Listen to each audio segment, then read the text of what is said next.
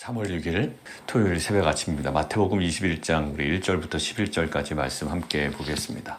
마태복음 21장 1절부터 11절입니다. 자, 오늘 어제 말씀 30절부터 34절 우리가 함께 보지 못했는데요. 29절부터 잠깐만 언급하고 가겠습니다. 30절에 보시면 맹인 두 사람이 길가에 앉아 있습니다. 보지 못하죠. 근데 그들은 듣습니다. 어떤 소식을 들으냐면 예수님께서 지나가신 다음을 듣습니다. 그리고 그들은 소리를 지르죠. 다윗의 자손이여 불쌍히 여겨주옵소서. 그러니까 무리들한테 혼납니다. 꾸짖어 잠잠하라. 좀 조용히 좀 해라. 근데 더욱 소리 질러 이르되 주여 우리를 불쌍히 여기셔서 다윗의 자손이여. 오늘 다윗의 자손이라는 말이 또 나옵니다. 다윗의 자손이여 호산나 찬송하리로다. 겉으로 나오는 그 다윗의 자손이라는 명칭은 뭐 다름이 없습니다. 오늘도 나오고요. 어제 본문에서도 나왔습니다. 근데 예수님께서 갑자기 머무십니다. 그들을 부르시죠. 너에게 무엇을 하여 주기를 원하느냐? 이르되 주여 우리의 눈뜨기를 원하나이다. 그러니까 그들의 간절한 바람이 있었고요. 그러니까 무엇을 원하냐 했을 때 뭐 지체 없습니다.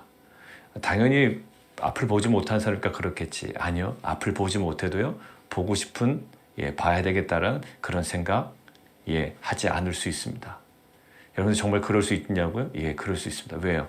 그동안 삶이 그래 왔기 때문에 내가 그것을 차마 원한다 한들 무슨 소용이 있느냐라는 그 절망 가운데 있다면 소망 없습니다. 근데 이 두 맹인은요. 다윗의 자손이여 라고 무엇을 하여 주기를 원하느냐 라고 할 때 지체 없이 원합니다. 근데 그 원함이 있다라는 것은 이들의 외형적인 모습에서 드러나는데요. 한 번 외치고 나서 꾸중을 듣죠. 근데 더 소리 높여 이르되. 근데 실은 목소리가 작아져야 됩니다. 한 번 혼나면 조금 기세가 꺾이죠. 근데 혼나도요 더 갑니다. 저는 외침이 사라진 시대가 아닌가 생각이 돼요. 지금 우리가 살아가는 이 시대는요. 그러니까 어떤 외침이 사라졌느냐? 외쳐봤자 소용이 없다라는 거예요. 주님께 부르짖어봤자 소용없고 그거 아무 소용없다는 거죠. 왜? 나의 형편을 보니 뭐 그렇게 기도해도 안 되고 외쳐도 안 되고 부르짖어도 안 되는데 그래서 우리의 삶은요. 이제는요. 수능과 적응하는 데 곤두서 있습니다. 그럴 바에는 세상에 적응하는 게 낫다라는 거예요. 그럴 바에는 애굽에 적응하는 게 낫지 굳이 애굽에 맞서서 싸우려고 하는 게 오히려 의미가 없다라는 생각이 듭니다. 외침이 사라졌어요? 그 안에 뭘까요? 간절함이 사라진 거죠. 그리고 주님에 대한 메시아에 대한 확신, 그 소망 이것들이 어떻게 보면 전부 사라진 거예요. 그러니까 세상에 잘 적응하는 것 같고 세상에서 불편 없이 살아가는 것 같지만 사실 그건 뭘까요? 외침이 사라진 시대 그리고 간절함이 사라진 시대입니다. 저는 예수 그리스도에 대한 그 믿음과 확신 그리고 주님께서 우리 가운데 이루신 것에 대한 그 소망이 다시 한번 우리의 간절함으로 또 우리의 그 외침이든 부르짖음이든 혈루증 앓던 여인처럼 간절한 옷장을 만지는 어떤 모습이든 그 영적인 간절함과 가난함이 우리 모든 공동체 가운데 회복되기를 원합니다. 가난함이 없으면요 말씀에 은혜가 없고요 말씀 가운데 그 생명을 느끼기가 어려워요. 정말 목마른 사슴이 시냇물을 찾아서 막 헤매이잖아요. 그런 간절함과 갈급함과 목마름이 있을 때 하나님의 말씀이 선포되고 임하며 또 우리 가운데 뿌려질 때에 그 안에 하나님의 그 놀라운 역사가 우리 가운데 이루어질 줄 믿습니다. 사랑하는 성도 여러분들, 오늘 아침에 특별히 매일매일의 삶 가운데 우리가 루틴으로 돌아가는 이 말씀을 대하는 시간이지만 우리의 마음을 항상 주님께서 가난하게 해주시고 또 우리의 마음의 심령이 정말 주님을 온전히 향할 수 있는 우리의 마음밭이 되게 도와주셔서 정말 주님께서 우리에게 허락하시는 그 말씀의 능력이 그 은혜가 또 그 놀라운 회복의 역사가 우리 모든 성도들 가운데 또 임하기를 원합니다. 19장과 20장은 예루살렘으로 향하는 과정 중에 예수님의 그 스토리, 이야기가 진행이 됐고요. 이제 21장부터 마지막 28장까지는 이제 본격적으로 예루살렘 안에서의 그 스토리가 진행이 됩니다. 오늘은 우리가 잘 아는 그 예수님께서 예루살렘 입성하시는 그 장면이 이제 묘사된 본문입니다. 오늘 등장하는데 눈에 띄는 게 하나가 있는데요. 나귀와 나귀 새끼입니다. 2절 밑줄 쫙 거놓을까요? 나귀와 나귀 새끼. 여러분들 다른 본문에 보면 그냥 나귀, 어린 나귀, 나귀 새끼라고 표현이 되어 있습니다. 근데 마태는 이것들 아주 디테일하게 구분하고 있죠. 뭐라고요? 나귀와 나귀 새끼입니다. 그러면 최소한 2마리입니다. 2마리로 표시되어 있죠. 근데 다른 복음서에는 그냥 1마리로 표시되어 있습니다. 스가랴 9장 9절을 우리가 좀 함께 보겠습니다. 스가랴서 9장 9절. 오늘 본문에 5절에 인용이 되었지만 스가랴서 9장 9절에 시온에 따라 크게 기뻐할지어다. 예루살렘에 따라 즐거이 부를지어다. 보라 내 왕이 내게 임하시나니 그는 그 빠졌습니다. 이제 스가랴 인용할 때 그 부분이 빠져 있는데 그는 공의로우시며 구원을 베푸시며 겸손하여서 나귀를 타시나니 나귀의 작은 것 곧 나귀 새끼니라. 여기 보면 스가랴서에 나귀의 작은 것 콤마가 나오겠죠. 한국어적으로 표현을 하면 나귀의 작은 것 콤마 곧 나귀 새끼니라. 그것이 동일한 것으로 표현되죠. 그러니까 스가랴서 9장 9절에 표현된 이 표현은 평행 표현법에 의해서 나귀의 작은 것 그리고 나귀 새끼 이것이 동일한 겁니다. 그러니까 일부 학자들이 혹시 마태가 이 스가랴서 9장 9절을 잘못 오해해서 오독해서 이것들을 복수로 생각하지 않았냐라고 이해하는데 그러나 대부분 학자는 그렇지 않습니다. 2마리로 인식해가지고 2마리로 기록을 했나 보다라고 생각을 하지만 실은 그렇지가 않고요. 마태는 누구보다도 히브리어를 잘 알고 있었던 사람이에요. 근데 왜 이 2마리가 나타나는가? 그리고 실제로 이것들 물론 스가랴서에 근거도 했지만 실제로 본 것을 그대로 또 들은 것을 그대로 마태는 기록을 했을 겁니다. 자, 근데 마태가 기록한 이 나귀와 나귀 새끼는 오히려 스가랴서 9장 9절 그리고 그 다른 복음서에 나온 그 아무도 타보지 않은 나귀 새끼를 가지고 오라는 그 예수님의 그 명령에 아주 부합하는 것임을 마태는 오히려 실증적으로 보여주고 있는 거죠. 왜 그러냐면 어린 나귀 새끼 한 번도 어떤 사람도 태워본 적이 없는 그 나귀는 그만큼 어린 거거든요. 어느 정도 되면 여러분들 나귀나 말들은요 이 자라나는 게 빠릅니다. 그죠? 속도가 빠르더라. 태어날 때부터 어느 정도의 형체가 있고요. 뭐 난 지 며칠 만에 막 걷고 다리 힘이 들어가고 그래요. 그러니 어느 정도 되면 사람을 태우거나 짐을 태우거나 물론 그럴 겁니다. 그런데 지금 이 한 번도 사람을 태워본 적이 없는 나귀 새끼가 중요했던 키거든요. 그런데 이 정도의 나귀 새끼였기 때문에 이 정도의 어린 새끼였기 때문에 옆에 꼭 누가 있다?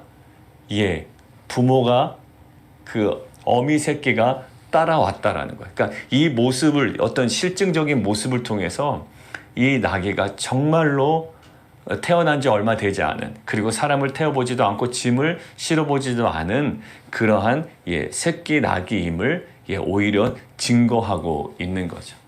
그러니까 마태는 이제 그러한 디테일에서 또 본인의 어떤 그 성향과 맞물려서 이렇게 표현을 하고 있습니다. 이것이 오히려 히브리어의 오독의 결과가 아니라 오히려 그 한 번도 태워보지 않은 나귀 새끼임을 오히려 또 확증하는 그 증거가 되는 거죠. 자, 그런데요, 우리가 의문점을 가져야 될 건 원래 6월절에 이렇게 전통적으로 순례는요 걸어서 하도록 되어 있거든요. 그러니까 갈릴리에서 지금 감람산까지 오늘 1절에 나오는 감람산 bet박에 이르를 때까지 예수님의 그 수단은 어떤 수단이었을까요? 다른 수단 사용하지 않으셨어요. 도보로 걸어오셨다고요. 근데 지금 이제 감람산에서 예루살렘까지 얼마나 걸릴까요? 불과 몇 킬로 안 남았습니다. 불과 몇 킬로 남지 않았는데 오히려 예수님께서 2 제자를 보내시고 이제 뭐 하시겠다? 나귀 타고 가시겠다라는 거예요. 다리가 아프셨을까요? 근데 4절이에요. 분명한 이유가 있습니다. 다리가 아파서도 아니고요.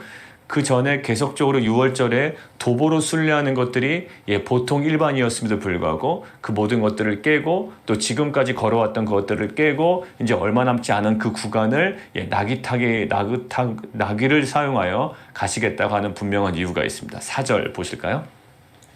이는 선지자를 통하여 하신 말씀을 이루려 하심이라. 그러고 나서 우리가 읽었던 스가랴서 9장 9절 말씀이 이제 인용되고 있습니다. 이것들은 분명히 의도적이죠. 보통 일반에 걸어서 하는 순례, 그리고 지금까지 감람산까지 걸어왔던 그 모든 것들을 깨고 나머지 구간을 나귀를 타고 들어가시겠다고 하는 것은 무엇을 드러내려고 하실까요? 예수가 메시아이심을 공식적으로 드러내시려고 하는 거예요. 이것이 스가랴서의 예언의 말씀의 성취이고 진정한 이제 메시아임을 드러내시는 겁니다. 그런데요. 메시아이심을 드러내실 때 전쟁의 승리를 거둔 왕처럼, 그런 어떤 용맹한 군인처럼 말과 마차를 타고 오지 않으신다라는 거예요. 스가랴서에 이미 그렇게 기록이 되어 있습니다. 왜 그럴까요? 스가랴서 9장 9절에 지금 오늘 5절에는 기록되어 있지 않지만 그는 공의로우시고 구원을 베푸시며 그러나 겸손하여서 나귀를 타신다라고 했어요. 메시아 맞아요. 이 나귀를 타고 오신다라는 행위 자체는 예수의 메시아를 온전히 드러내는 행위 맞습니다. 그런데 우리가 생각하는 메시아와는 달라라는 메시지가 그 안에 있다고요. 메시아 맞습니다. 그러나 우리가 일반적으로 생각하는 메시아와는 달라라는 거예요. 마태는 지금 그 중에서 무엇을 주의했을까요? 당연히 이것은 메시아성이 강조된 것인데 마지막 세 번째, 겸손하여라는 것들이 있습니다. 그러니까 결국 예수님께서 본인이 메시아임을 드러내시려는 거예요. 그냥 걸어가셔도 돼요. 근데 아주 명명백백하게 드러내시는데 우스꽝스럽게 말과 마차를 타고 오시는 게 아니라 한 번도 태우지 않는 나귀 새끼. 여러분들 보셨죠? 뭐 동물농장 이런데 그런데 나오나요, 나귀들이? 아무튼 보면 이 말도 보면 새끼들이 걷는 게 좀 불안불안합니다. 그러니까 나귀의 새끼 옆에 그 엄마 나귀가 따라왔다는 것은 그만큼 이 나귀가 의존적이라는 거예요. 어릴 때는 엄마만 따라다니더라고요, 애도요. 그러니까 이게 따라갔다는 건 그만큼 미숙한 나귀예요. 그 모든 것들을 지금 보여주고 계신 거예요. 너희가 생각하는 그러한 메시아와는 달라. 자, 그런데 이들이 그럼에도 불구하고 이들은 거기 아랑곳하지 않습니다. 무엇을 보실까요? 어린 나귀를 타고 왔건 말을 타고 왔건 그분이 메시아임을 어느 정도는 감지한 것 같아요. 그들의 수준이 어느 정도는 모르지만 자, 7절은 제자들의 모습입니다. 나귀와 나귀 새끼를 끌고 와서 자기들의 겉옷을 그 위에 얹어요. 그 위에 얹었다는 것은 안장조차도 없었다는 거예요. 그러니까 한 번도 태워보지 않았던 것이기 때문에 안장도 없고 이 모든 것들이 스가랴서 9장 9절에 있는 그 메시지. 자, 안장도 없어서 겉옷을 위에 얹고 예수님께서 그 위에 이제 겨우 타십니다. 그러니까 그것들을 본 무리의 대다수 8절 그들의 겉옷을 펴고 길에 펴고 다른 이들의 나뭇가지를 베어서 길에 펴니다. 이들이 지금 무슨 행동을 하는 것일까요? 그게 바로 9절에 나와 있죠. 앞에서 가고 뒤에서 따르는 무리가 소리 높여 이르되 호산나 다윗의 자손이여 찬송하리로다 주의 이름으로 오시느니여 가장 높은 곳에 호산나 하더라. 우리가 보통 얘기하는 이제 종료주일의 모습입니다. 자신들의 왕, 최고의 권위자로 인정하는 거예요. 왕께 드리는 경의 하나의 표현이죠. 왕께 드리는 경의적 표현. 다윗의 자손으로 인정하고요. 다윗을 이을 왕으로 이해하고 또 자신의 어떤 그 정치적인 모든 문제 또 그 로마의 속국으로 있었던 자신들을 해방시켜줄 왕으로 생각했죠. 그런데 그들의 이해 폭은 어디였을까요? 현세적인 메시아였다고요. 그러니까 예수님은 분명히 드러내셨어요. 메시아임은 맞아요. 또 이들도 뭐라고 이해했죠? 메시아라고 이해를 했습니다. 그 이해는 동일했어요. 예수님도 그렇게 드러내길 원하셨고 그들도 그렇게 이해했습니다. 메시아라는 라인은 같아요. 근데 예수님께서 말씀하신 것은 겸손한 메시아고요. 십자가에서 대속적인 죽음을 당하시는 메시아예요. 어떤 정치적인 왕으로서의 메시아가 아니라 우리의 인간의 문제, 이 죄의 문제를 해결하기 위하여 대속의 제물이 되실 그 메시아였어요. 근데 이들은 뭐예요? 현세적인 메시아로 받아들입니다. 그러니까 계시와는 다른 반응이 있고요. 계시와는 다른 해석이 있었어요. 누구에게? 무리들에게. 메시아까지는 같지만 그 다음이 문제였죠. 근데 그 문제였던 것은 언제 드러나죠? 이들이 지금 종료주일 때는 이들의 문제점이 전혀 보이지 않아요. 야, 정말 낙이 타고 들어오시는 것에 대해서도 이들이 정말로 편견 없이 보는구나 라는 것처럼 보이지만 결국 어느 순간에 일주일이 채 못 돼요. 무슨 일이 벌어집니까? 예, 십자가라는 지점에 딱 이르니 이들이 생각했던 메시아에 대한 관점이 어떠했는지가 그때 드러나는 거예요. 신앙이 어디서 드러날 거야? 예, 바로 고난주간에 드러납니다. 고난주간 일주일 사이에 다 드러나는 거예요. 그리고 결국 십자가라는 앞에서 등을 돌려버리죠. 여러분들, 이 메시아, 우리의 구세주, 우리의 왕이라는 고백은요, 우리가 충분히 할 수 있습니다. 연약한 인간이라면 무엇인가를 붙잡고 싶은 마음은 있어요. 근데 내가 생각하는 이미지가 있고, 내가 반응하고 내가 해석하는 이미지가 있어요. 이 기독교 안에서도요, 예수 그리스도에 대한 고백, 나는 하나님 참 좋아, 이런 고백 참 많습니다. 그리고 예수님 참 좋으신 분이야, 맞아요. 여러분들, 이런 부분들은 많이 있어요. 그러니까 저희가 보통 이런 얘기하죠. 교회 상처가 있으신 분들은 이렇게 얘기하시는 것도 봤어요. 나는 예수님은 좋지만 교회는 싫어. 이렇게 얘기하신 분이 있어요. 그게 맞을까요? 틀릴까요? 100% 틀리죠. 예수님은 좋은데 교회는 싫다라는 말은요, 예수님은 어디에 머리 대신? 교회의 머리 대신 거예요. 사도 바울이요, 내가 그리스도의 남은 고난을 내 육체에 채운다라고 할 때 그게 무슨 의미일까? 예수님의 그 십자가의 사건이 부족하다는 말이 아니거든요. 근데 왜 그 부분이, 그리스도를 위한 고난, 또 우리에게 맡겨주신 그 부분들이 왜 그는 그렇게 고난을 또 당해야 돼요? 예수님께서 다 하셨는데. 근데 사도 바울은 이렇게 얘기합니다. 왜냐하면 교회가 예수 그리스도의 몸이기 때문에 이래야 하는 거예요. 그러니까 나는 원래 그렇게 이것들을 정면 돌파하는 사람이야. 나는 원래 그런 야성이 있어. 나는 그렇게 적극성이 있어. 나는 원래 성격상 그래야만 돼. 나는 예수를 보지 못했을 때도 나는 이런 적극성이 있었어. 나는 원래 그런 사람이야. 그게 어떤 성향에 의존하지 아니하고요. 사도 바울이 그렇게 고난을 마다하지 않을 수 있었던 단 한 가지 이유는 뭘까요? 교회는 예수 그리스도의 몸이기 때문에. 그러니까 그거를 알았다는 거예요. 그 신비를. 그러니까 결국 나는 예수님은 좋은데 이것은 우리의 어떻게 보면 영적인 무지고요, 편견이고요, 어떻게 보면 자기 기반이죠. 진리는 뻔연히 있는데 예수 그리스도, 마치 이런 거예요. 나는 대한민국은 사랑하지만 대통령을 싫어한다? 아니면 대통령을 좋아하지만 대한민국을 싫어한다? 아니면 나는 김치는 좋아하지만 매운맛은 싫어한다. 뭔가 잘 안 맞잖아요. 예수님은 좋아하지만, 하나님은 좋아하지만 이해는 돼요. 왜? 교회에서 워낙 상처를 많이 받았기 때문에 나는 주님과의 관계 속에서만 살지, 나는 교회 공동체나 최소한으로만 내가 참여할 거야 라는 마음이죠. 근데 그것은 옳지가 않아요. 왜냐하면 예수님이 바로 교회의 머리 되시고 교회는 예수님의 몸이기 때문에. 자, 이 모든 과정 속에 오늘도 마찬가지입니다. 지금 메시아라고 하는 이 선언 속에 예수님은 분명하게 말씀하시는 거예요. 어떤 메시아? 겸손한 메시아. 오늘 스가랴서 9장 10절을 볼까요? 내가 에브라임 병거와 예루살렘의 말을 끊겠고 전쟁하는 활도 끊으리니 그가 이방 사람에게 화평을 전할 것이요 그의 통치는 바다에서 바다까지 이르고 유브라데 강에서 땅끝까지 이르리라. 그는요, 전쟁하는 활도 끊으시고 화평을 전할 것이고 바다에서 바다까지 유브라데에서 땅까지 이른다. 결국 예수님께서 분명히 보여주셨던 그 메시아에 대한 모습, 그들도 메시아에 대한 인정으로 호산나 다윗의 자손이여 소리 지르고, 또 무리가 소리 높여 이르고, 또 겉옷을 길에 펴고 나뭇가지를 베어 길에 펴니다. 그런데 그의 메시아에 대한 인식 또한 해석, 반응이 일주일이 채 되지 않아서 다 드러나게 되는 거예요. 어디서 차이 났다고요? 고난이라는 모습, 또 십자가라는 모습, 또 고난 주간에 본인들의 생각과는 다른 모습이에요.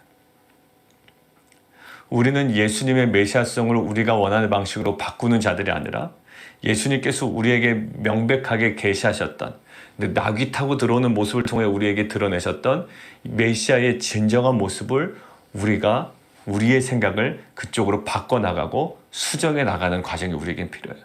일주일 동안 무슨 일이 벌어졌어야 됐을까요? 우리가 생각하는 그 모든 메시아성의 그 한계를 인식하고 주님께서 보이셨던 그 모습으로 우리가 변화되어야 하는 과정이에요. 무엇을 통하여? 예수님의 고난을 통하여, 십자가를 통하여. 근데 어제 본문처럼 십자가를 주목하지 않고 죽음을 자꾸 외면하다 보면 뒤에 따라올 그 미래적 영광에 우리가 사로잡혀 있다 보면 우리가 계속 등한시하게 되는 부분이 있습니다.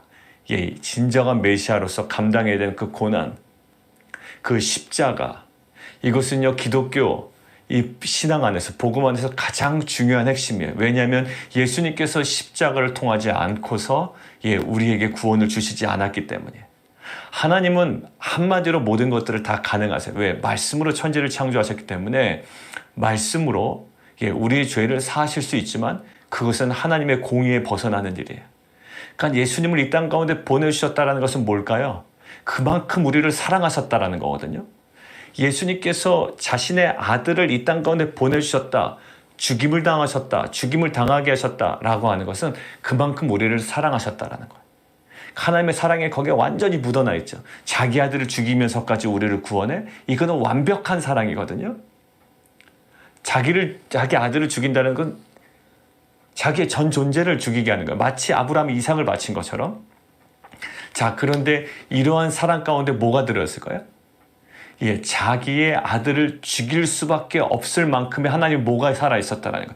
공의가 살아있었다는 거예요. 하나님의 공의가 살아있지 않으면 자기 아들 안 보내도 되는 겁니다. 여러분들 그런 거 한국에서 많이 보시죠? 자기 아들 슬쩍 혜택을 줘버리는 거예요. 우리 아들 이렇게 고생하고 싶지 않아. 그래서 뭐를 깨트리죠? 정의와 공의가 그 순간 무너져 내리는 거예요. 하나님 마찬가지입니다. 자기 아들을 죽이면서까지 우리를 사랑하셨다라는 그 이면에는 뭐가 들어있을까요? 그만큼 하나님의 공의가 살아있었다는 것. 이 공의를 버릴 수 없기에, 그런데 인간은 이 공의를 채울 수가 없기에 누구를? 자신의 아들 예수 그리스도를 보내셔서 이 공의를 온전히 이루어야 되거든요. 하나님의 의를 이루어야 된다고요. 하나님의 의를 이루기 위하여 자신의 아들을 보내셨어요. 그러니까 우리가 공의가 먼저냐 사랑이 먼저냐 할 때 이것들은 공존하는 거고요. 동전의 양면이라는 것들을 얘기하고 있지만 실은 그게 어디에서 다 드러나냐면 십자가에서 다 드러나는 거예요. 우리를 너무 사랑하셔서 아들을 보내셨어요. 완벽한 사랑.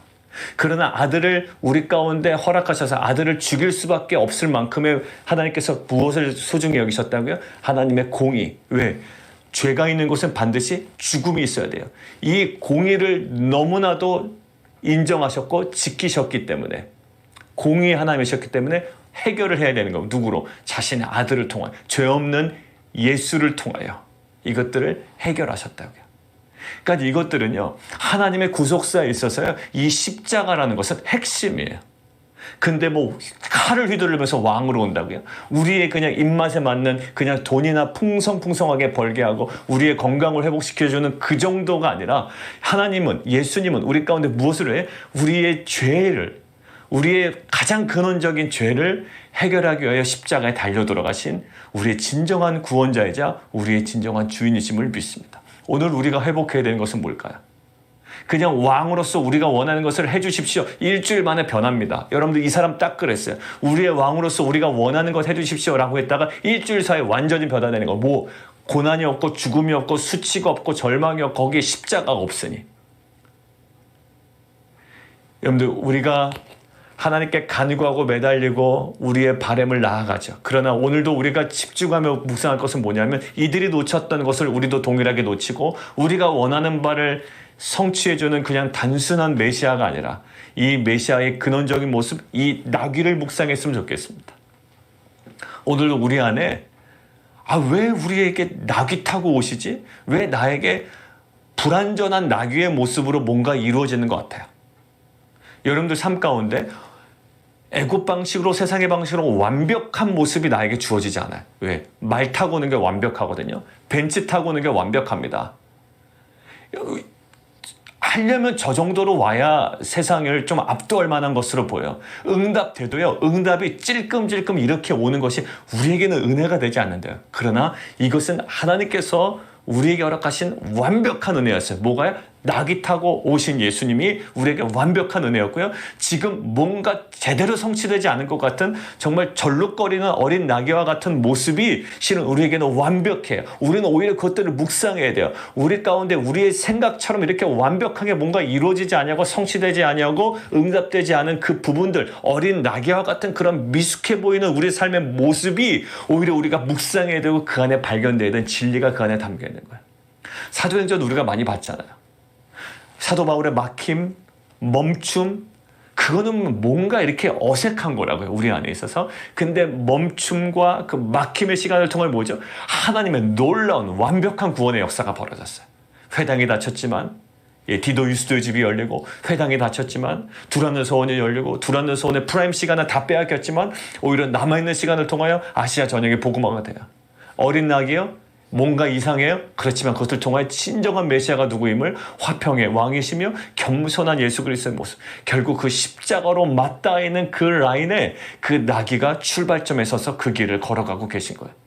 사랑하는 성도 여러분, 여러분 안에 무슨 기도응답이 이 모양이야, 무슨 나의 삶의 어떤 흔적들이 겨우 이래, 저 사람은 저렇게 떵떵거리고 성공하고 사회적으로도 인정받지만 오히려 인정받을 수 없는 모습이 나귀의 모습처럼 우리 가운데 임한다. 그러나 그것은 하나님의 놀라운 구원의 역사야.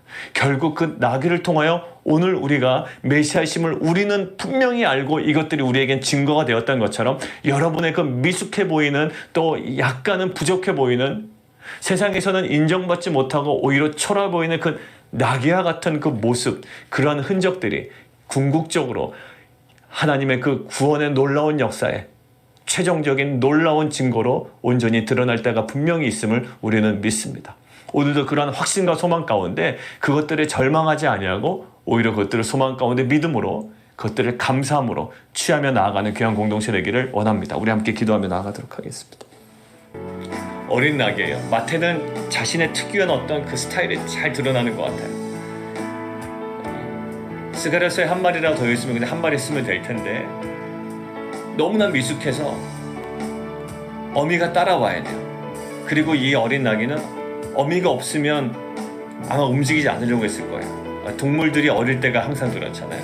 그 정도로 미숙했습니다. 그것들을 겨우 타고 오시는 거예요. 안장도 없어서요. 제자들이 급하게 옷을 위에 올려요.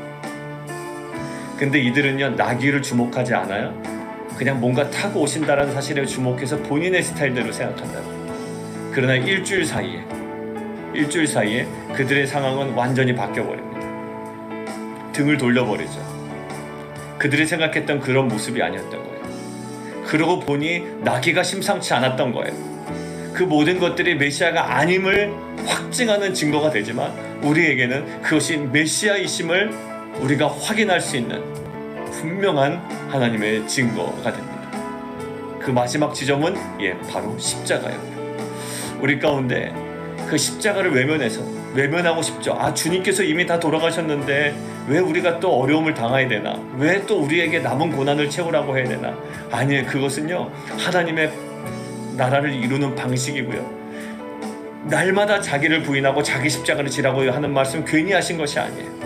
사도 바울은 너희가 천국에 들어가려면 이 정도의 고난 감당해야 된다라는 하나님 나라 방식이에요.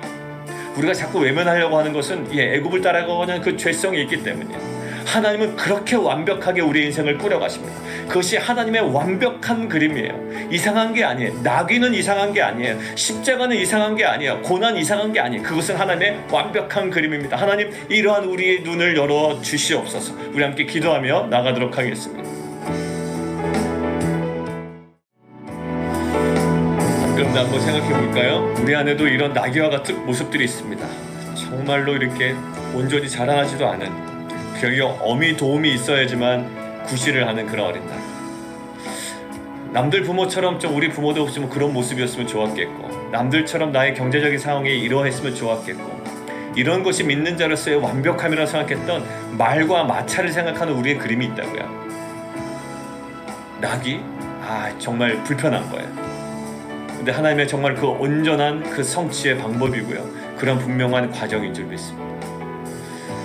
우리가 정말로 성장할 때 딱 그런 모습이 보여요. 저나 또 우리 성도님들, 예전엔 나귀를 숨겼거든요. 나귀 얘기 안 하더라고요. 항상 자기 앞에 있는 말과 마차 얘기만 했는데 이제는 그 나귀의 소중함을 알고요. 나귀를 통해 역사하신 하나님 알아요. 그것에 대해 자유함이 있어요. 나귀에 대한 자유함이 있는다. 여러분들 우리 가운데도 이러한 자유함이 있기를 원합니다. 꽁꽁 숨기고 애국 방식의 화려한 것만 자랑했던 내가 이제는 내 안에 내가 지금 갖고 있는 이 나귀에 대한 이 자신감이 있다. 왜? 그것이 정말 메시아로서 드러낼 수 있는 그 메시아로서 성취하는 것이기 때문이죠. 오늘 본문에서 우리 안에 이러한 그 진리 안에 말씀에 근거한 이 나귀를 대하는 태도가 우리 가운데 회복되기를 원합니다. 우리 함께 좀 기도하며 다시금 나아가기를 원합니다. 내일 예배에 위해서 기도할까요? 우리 창립 우리 기념 감사 예배입니다. 벌써 이제 2년이 됐고요. 예배 시작한 지는 이제 2년 반이 다 돼가네요. 주님께서 우리 공동체를 부르시고 또 세우셨던 그 말씀 앞에 그 본질적인 궁극적 부르심 앞에 우리가 다시 한번 서기를 원합니다. 그냥 자축하는 분위기가 되지 않았으면 좋겠어요. 정말 하나님께서 우리 공동체를 지금 목적 앞에 다시 서기를 원하고 또 우리가 다시금 우리의 사역과 삶을 점검하기를 원하고 또 다시금 우리의 삶을 결단하는 시간이 되기를 원합니다. 주님 내일 예배를 통하여 그 주님의 그 부르심을 다시 한번 마주 대하는 우리의 귀한 공동체 될 수 있도록 주님 인도해 주십시오. 그리고 이종호 선교사님 우리 또 남동생분을 위해서 이종호 선교사님 어제도 좀 연락을 들어봤는데 좀 마음이 이렇게 좀 많이 무겁더라고요. 이렇게 좀 많이 지쳐 계신 것 같은 느낌도 들었고 그러나 그에게 좀 힘과 능력을 허락해 주십시오. 또 복음의 능력으로 은혜로 함께하여 주십시오. 우리 함께 기도해 주시고 우리 모든 성도들의 기도 제목들 우리 좀 기도해 주시고 우리 배재환 권사님 우리 청명 권사님 어머니 위해서 또 우리 저스틴 위해서 4월 달까지 또 이제 음식만 섭취하게 되는데 하는 것들에 정말 그 성장의 속도나 이런 어떤 것들도 하나님께 주시는 은혜로 우리가 누릴 수 있도록 우리 함께 좀 기도해 주시고 저희 형님 이제 병원에 입원하셨습니다. 그래서 이제 항암 치료되는 모든 과정을 위해서 좀 같이 기도해 주시면 좋겠습니다. 함께 기도하도록 하겠습니다.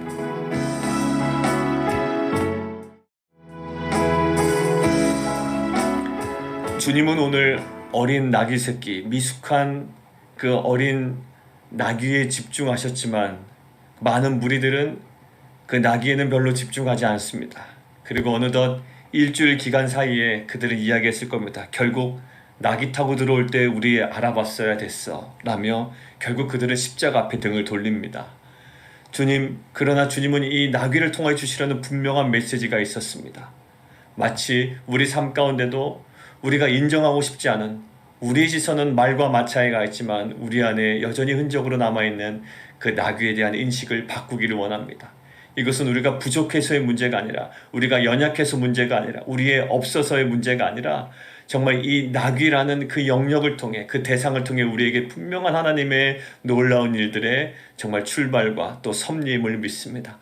그 안에 담긴 주님의 메시지를 우리가 발견하게 도와주시고 우리 흔적 가운데 우리가 감추려 했던 그 나귀 가운데 정말 주님께서 부여하셨던 그 은혜들을 우리가 주목하며 우리가 더욱 더 믿음과 소망 가운데 나아가는 귀한 공동체 될 수 있도록 주님 은혜 베풀어 주옵소서. 내일 주일 예배 특별히 창립 기념 감사 예배로 올려드립니다. 하나님 우리 공동체를 부르셨던 그 주님의 부르심 앞에 우리 모든 공동체가 다시 한번 서게 하시고 우리의 삶과 그 사역을 통해 주님이 원하시는 공동체로 다시 한번 세움받는 은혜의 시간 되게 도와주옵소서. 예수 그리스도의 이름으로 기도드리옵나이다. 아멘.